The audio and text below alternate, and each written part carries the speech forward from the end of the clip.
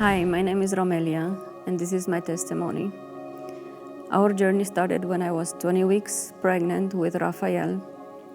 I went to my routine ultrasound checkup, where I was told that I will be going into labor at any time. I was sent to Detroit's hospital for women right away to have a procedure done to prevent me from having a premature birth. Once I got there, I was told by the doctors that they are not going ahead with the procedure since I started having contractions. While I was seen by different doctors, my husband was waiting downstairs in the lobby since he wasn't allowed to be with me because of COVID restrictions. While he was there, he opened his Bible app, and it opened in Isaiah 43. God said, "Do not fear, for I have redeemed you. I have summoned you by name. You are mine. When you pass through the waters, I will be with you. And when you pass through the rivers, they will not sweep over you. When you walk through the fire, you will not be burned. The flames will not set you ablaze, for I am the Lord your God."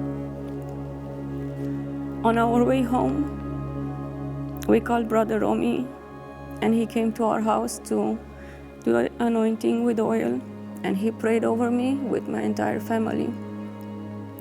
Shortly after, my contractions stopped, and I was able to carry on with the pregnancy.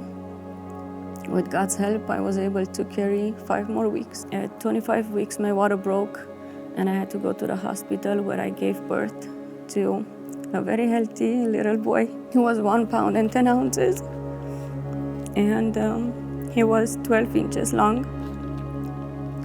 The beginning was very promising because he was healthy and he was breathing on his own.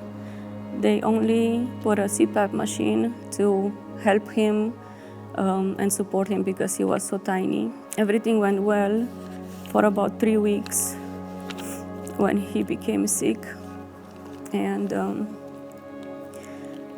he couldn't breathe on his own anymore. His heart would stop beating, so he had to be intubated.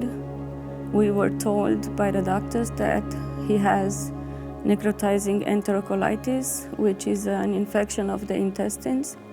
Part of his intestines died and shriveled, and because of that, some of the intestines filled up with air that couldn't escape, and his belly was swelling up. For about a month, he was sick like this, infections over infections, and after a month, he went into surgery. We had a lot of times of desperation and discouragement because we would not see any of our prayers answered. Everything that we would pray for actually happened. From the beginning, we were praying for Raphael not to have any infections, and he ended up having multiple infections. For the most part of his hospital stay, he was on 2 or 3 different antibiotics at a time. When he was first diagnosed with neck, the doctors were talking about surgery a lot, and we were praying for him not to have any surgeries and to be healed by God. But God didn't answer our prayer. It seemed that he was very far away from us. Raphael ended up having not just 1 surgery, but 4. When he had his first surgery, he was barely 3 pounds heavy. That was one of the deepest valleys we had to walk through. Now we know that God was there with us. Without him, we could not have done it. Days in the NICU were very uncertain. Every day we would walk in, we would ask ourselves what the day would bring. Is it going to be a good day, or is it going to be another bad one? Many times Dan and I didn't have the strength to pray anymore. And we are very thankful for the church sisters and brothers that prayed for us when we couldn't anymore. And we want to thank everyone, and we want God to bless you all for all the sacrifices you did. During Raphael's hospital stay, he had multiple infections.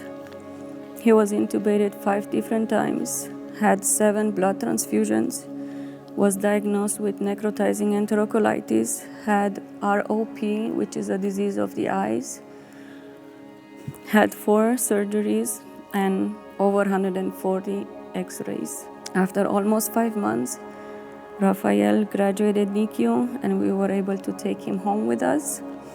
And for the first time, he met his older siblings. We can't express how grateful we are that Raphael never had to go back to the hospital. And today he is a very normal and healthy 2-year-old troublemaker.